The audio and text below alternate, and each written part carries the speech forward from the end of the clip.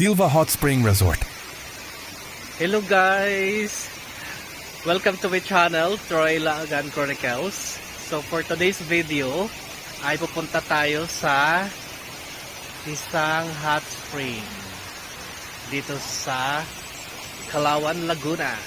So ang gagawin natin today ay magko-commute na naman tayo. DIY travel tayo guys. Paps! So, sasabihin ko sa inyo kung paano pumunta dito pag meron kayong sasakyan or pag magko-commute na tulad namin. So ang ginawa pala namin kahapon ng hapon kami pumunta kasi overnight kami. Okay, so sa mga hindi pa nakapag-follow sa akin, please follow my channel para madagdagan yung aking ilang pirasong followers. Alright.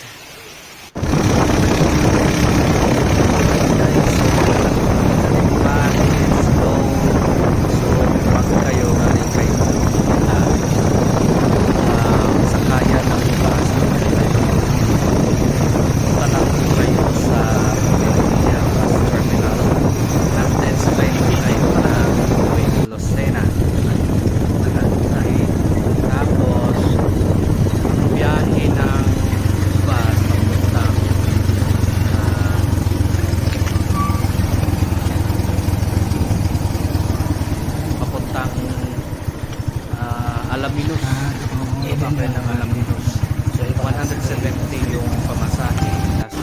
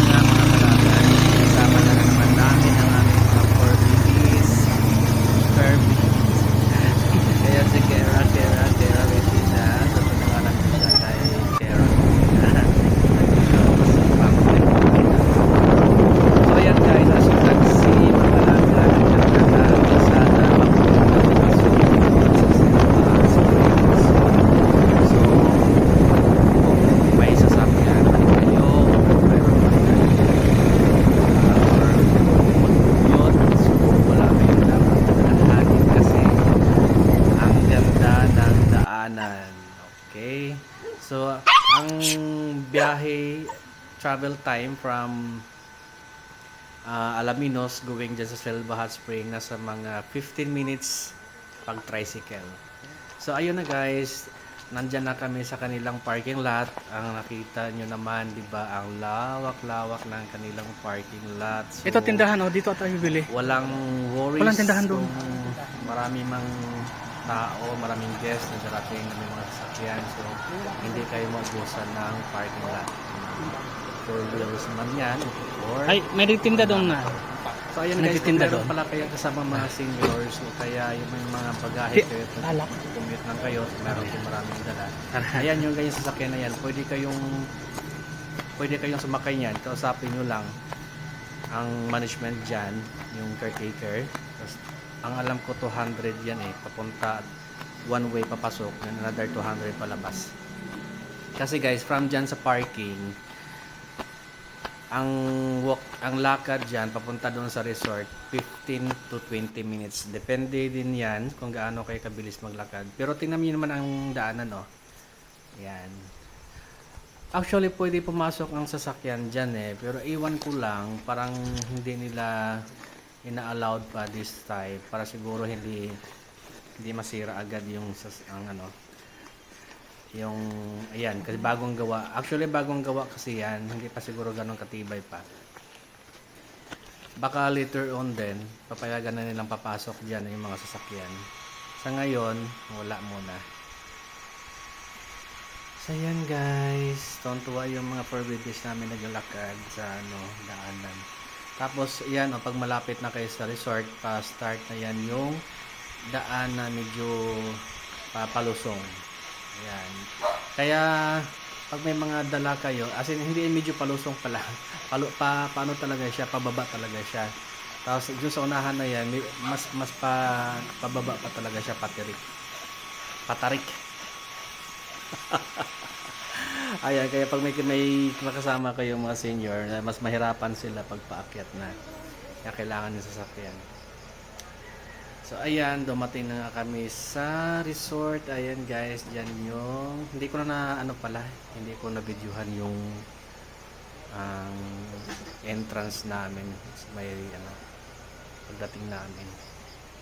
Tapos guys, pala kami dyan overnight, kaya pumunta kami dyan actually biglaan yung lakad namin, kaya dumating kami dyan alas 5 na ng hapon. Ayan, so alas 5 na ng hapon dumating kami dyan, tapos sa gabi so nagready muna kami, tapos kain, tapos swimming. Hindi ko na guys na videohan yung swimming namin nung gabi. Itong video na to pagka kinabukasan na ito, yung pagising namin mga 6:30 AM. So habang wala pa yung mga pang date or na mga guest, ayan, nag-start na ako ng video para malapitan ko ng maayos yung mga cottages. Kasi pag may mga tao, di ba, nakakailang naman nalapitan. So yan yung mga itsura guys. Ayan. So yun yung cottage namin kagabi. Ang original plan kasi namin mag-pitching kami. Tapos pagdating namin, wala kaming bed, walang unan. So ayaw ko namang humiga dun sa masakit sa likod pag walang bed. Kaya nag-rent na lang kami ng small na cottage. Nakasya naman yung tent namin. Ayan. So ang rent namin dyan sa cottage pag ganyan kalaki, good for Pops. good for 6 packs. Siya, 500 overnight. Ayan, ganyan. Tapos nagbayad kami ng Hello, Pumpkin entrance, Girl. 100 per head. Kera. Pag Hi. dito Saan ka? overnight. Yung mga rate ng cottage Ayan, nila, dali. depende sa sizes. Nag-start Silip ka. ng 500 hanggang 2,000. Hello. Hello. Pumpkin Girl. Kera. Pumpkin Girl. Ayan, Kera. tungkol na naman yung mga Pumpkin Girl.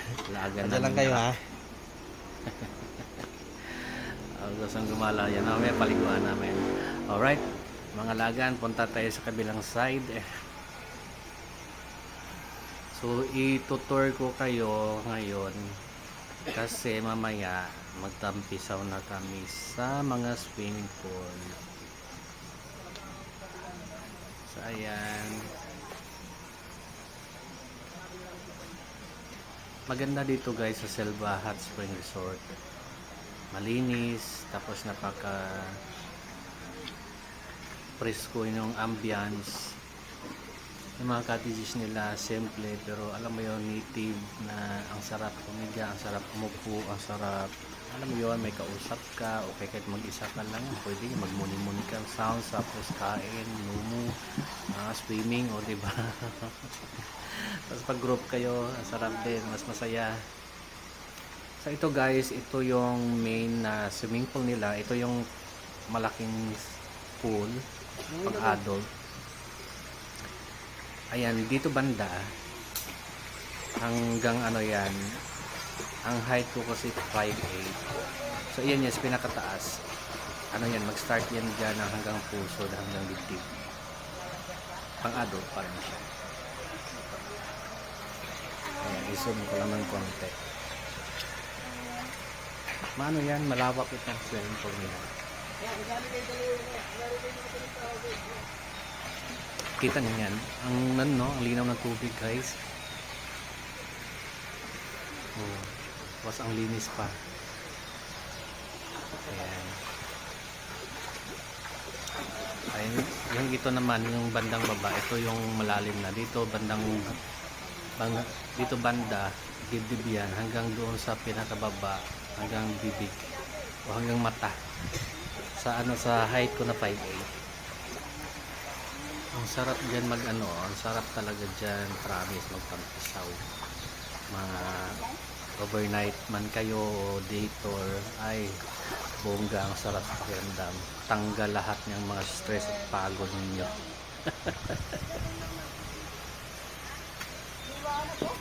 So wala pa masyadong nagsiswimming kasi maagang-maga pa yan, 6:30 in the morning. Ang daliri ko, excuse me.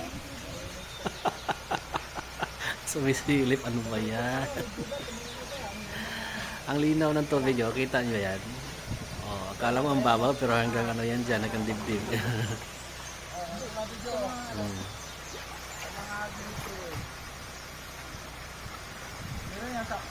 So yan yung mga ano, mga kasamahan namin na overnight din. So nagano na lang din yan, early dip. Early dip English. Paghilom ay. Oh, so yun ang silang ligo din kapakapa kay ang check out sa kuan guys sa overnight alas 8 ng umaga. Okay, so punta tayo sa balik tayo doon sa gitna. Punta tayo sa kabilang side na naman.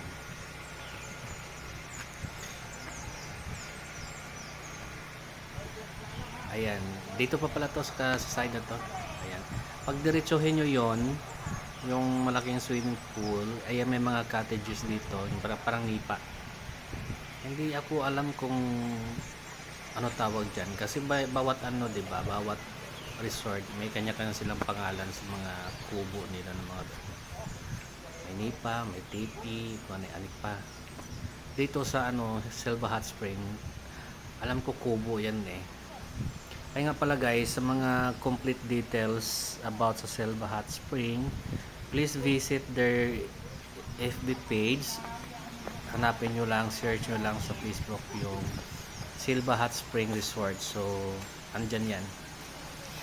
Tapos, inquire lang po kayo dyan sa kanilang page. Ang bilis naman po nila mag-response. Very accommodating at mabait. Ayan, so ayan ulit yung ano. Ayan yung guys, yung pang-adult na swimming pool. Diba?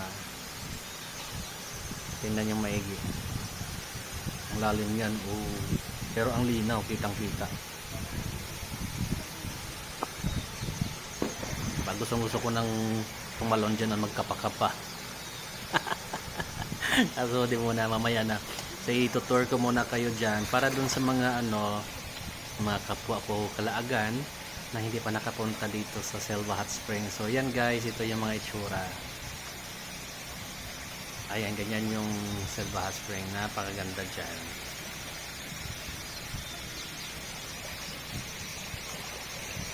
Saka yung ilalim dyan, yung sa tubig, hindi siya ano ba sa Tagalog, yung maburak ba yan? Maburak pa tawag niya. Hindi ano siya, mabato na maliliit. Kaya hindi siya hindi siya basta-bastang lumabo yung tubig at marami kayong magkapakapa dyan. Talon-talon, tumbling. Yes guys, nag-dive ako dyan, o diba?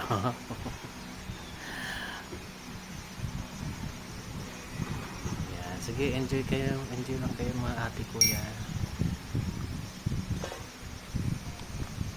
Okay, so ngayon mga lagan, adto na po tayo sa kabilang side. Pero balik mo tayo sa, ayan sa gitna. Yung mga cottages. Maganda yung bulaklak ko. Eto, kagabi mayroong tao yan dyan eh. Grupo sila overnight. Tapos pati dyan. Tapos madaling araw umalis na sila. Narinig namin umalis sila. May work yun kaya maagang umalis. Dito naman na side, ito yung pang bata na swimming pool. Actually yan hanggang baywang. Yan. Pero pwede din mag-swimming dito yung mga adult. Nasa inyo naman kung bet nyo mag-swimming dyan o kaya pag sabay-sabay kayo maligo doon sa malalim tapos ang daming tao gusto nyo ng wala masyadong kasama, so punta kayo dito. Lalo na yung mga bata. So yung mga parents. So dito mas safe lalo pag hindi marunong mag-swimming yung mga anak nyo. Dito nyo na lang para mas safe. Ang lawak niyan guys, dalawang swimming pool yan. Ang lawak, malapad.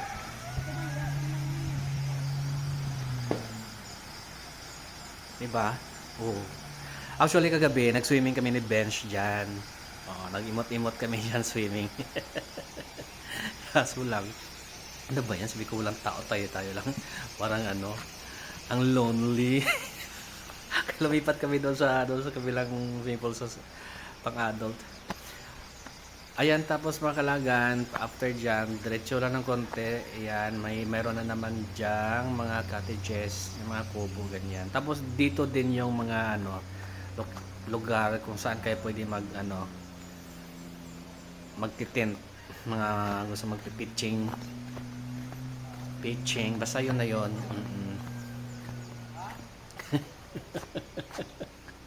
Ayan yung mga itsura ng ano. Yan nakita nyo sa gilid. May ano doon. Hindi ko na masyadong inano ng camera kasi may tao doon doon sila nag-tent sa ilalim ng kawayan. Ito, malaking ano yan, malaking kubo. So sarado. So ayan, di na siya medyo madilim pag ilapit ko din kasi walang ilaw, walang tao. Ayan guys, yun yung sa itong location na to, ang lawak para sa ano. Hindi ito parking. Bawal ang parking dito. Bawal ang sasakyan sa loob. So yun yung pitching area saan kayo pwede magte-tent, ang lawak. Ayan din sila kagabi, nakita namin kagabi. Ang saya-saya nila. Marami yan sila. Hindi ko alam kung magkakasama lahat yan or magkakaibang grupo din. Ayan, tapos kita mo yung bundok. Kaso lang yung bundok,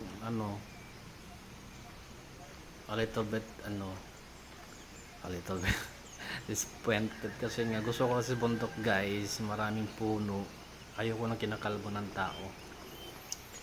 Okay, so guys huwag niyong kalbuhin yung mga bundok natin, mga taga alam nyo na. Tapos meron pang hammock, duyan ba kung sa mga Bisaya, mga duyan, ang sarap yan. Tapos may manok, tapos ay hindi pa. Ayan, meron sa dulo, mayroon din doon nagtitent. Guys, may tindahan dyan. Hindi ko pala siya na-videohan, nakalimutan kong lapitan. May tindahan dyan, bukod doon sa entrance, dito mayroon din 24 hours din sila, kakatok lang kayo. Kung bibili kayo ng mainom, mga noodles, coffee, ganyan, ice, soft drinks. Yan, ang lawak ng nila. Siguro sa future, tatayuan pa rin nila ito ng mga cottages. 2 years ago kasi mga lagan, hindi pa siya ganyan. Ngayon, ang lawak na, dine-develop na nila. Ayan Tapos, ito yung nila. Ito yung shower room at saka yung mga kubeta. Pag maraming nag-shower sa loob, itong sa labas, 2 drum, tubig yan So yan, dyan pwede kayong magbanlaw. Ako sa labas nagbabanlaw Tapos doon sa unahan, hindi ko na napuntahan guys, sa likod ng mismong shower room, unahan ng konti. Andun yung nila, grilling area. Doon kayo pwede mag-ihaw. So maganda din yung ihawan nila doon, grilling area nila kasi ang lawak, malaki din, paikot. Okay, so balik tayo sa kabilang side, sa bandang baba. So kayo nakita ko na naman sila si Benz. Tala niya yung aming mga anak. Medyo nakis. Pupunta maligo na kayo. Guys, maganda dito sa Selva kasi pwede Last na lang, ito yung mga gilid-gilid. So sa amin, napaliguan namin sila doon sa ilog. So make sure lang mga guys, pag kayo pupunta dito kasama yung mga fur babies niyo. Pag gusto yung paliguan, magiging considerable na lang tayo dun sa mga ibang katulad natin mga guest, So kung gusto yung paliguan yung mga anak niyo doon dito sa baba, yung wala ng tao. Itong swimming pool na yan, yan nililinis nila nung time na yun, kaya walang tubig.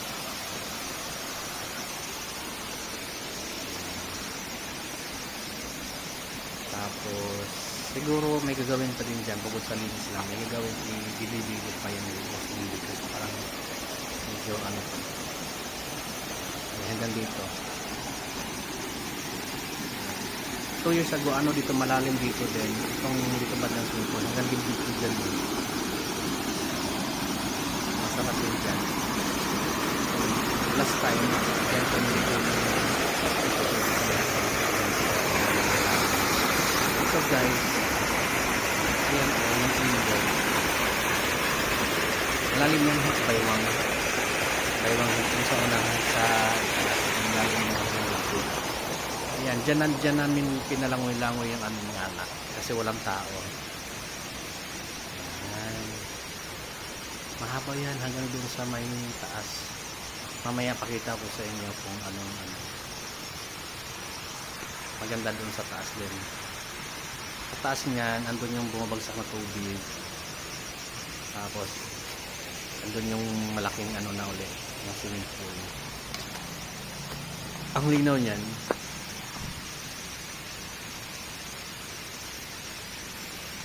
shortcut tayo. Meron namang daming shortcut. So, ito yung mga open cottage nila na pinakamalaki. Last time, 2 years ago, dyan kami Kira.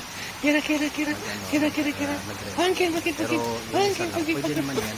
Pwede naman yan. Pag maramihan talaga, mga 20, 30 packs na kaya mga dilis namin. Ang kaya si pumpkin.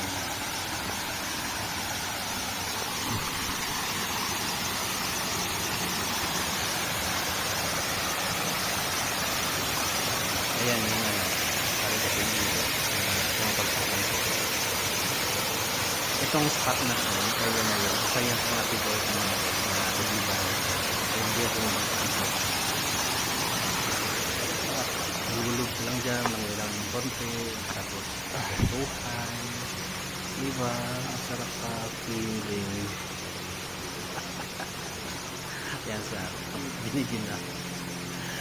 Mainit yan te, maligam-gam, sarap yan. So, muna na si Benz, tapos ayun, ito guys, yun naman yan, no? Ang sarap ng sarap magtampisaw, nag-dive ako dyan. So, isang beses ko lang nakuha ng pag-dive.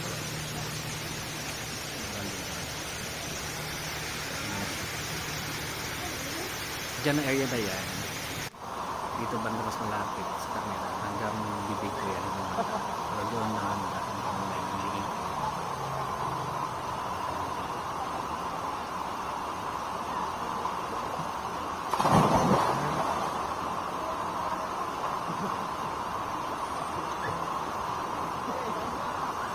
alright guys, so sa mga hindi pa nakapag-follow sa akin, please di pa. Andyan pala ako wala. O, kita nyo yun, di ba? So, kayang-kaya mag-ano dyan, mag-dive. Pero siyempre, wag rin ano guys sa ingat. Wag dive na una yung ulo. Kasi may ano dyan eh. May mga bato sa ilalim na medyo banda dito. So, makikita nyo naman yan. Bago kayo mag-dive, i-check nyo na lang yung swimming pool. Okay guys, so salamat sa panonood and sa pagsama sa amin. Sana kayo ay aming nabigyan ng magandang ideas kung saan magandang puntahan, summer man yan o hindi. So the best recommended sa akin yung itong Silva Hot Spring Resort dito sa Palawan. Please follow, like and share guys. So, see you next video. So, mag-ano lang muna kami it's time for us to make tampisaw. Kasi alas 8 ng umaga yung ano dyan, yung check out namin. Nga pala guys, sa mga punta dito na mag-commute, huwag niyong kalimutan kunin yung contact number ng tricycle na sasakyan nyo kasi nahirapan kayong kumuha ng sakayan palabas pag walang contact. Ang tricycle, isang way 200, so kung dalawa kayo tag 100 lang kayo. Not bad. Kasi 15 minutes yung biyahe. Okay, so yan. See you next video. Bye. Thank you. Thank you.